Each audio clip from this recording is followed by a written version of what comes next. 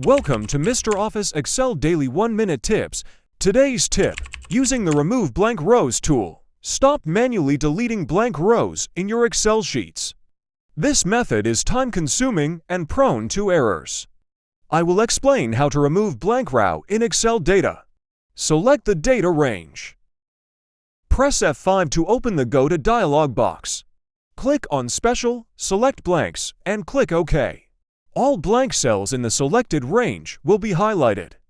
Press Ctrl+, and choose Entire Row to delete the blank rows. Now, all blank rows are deleted. Another method is to use the Filter tool. Click on Filter. Use the drop-down arrows to filter out the blank rows.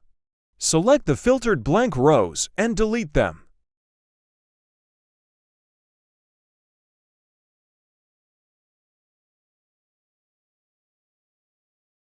If you found this tip useful, don't forget to like, share, and subscribe for more daily Excel tips. See you tomorrow with another tip.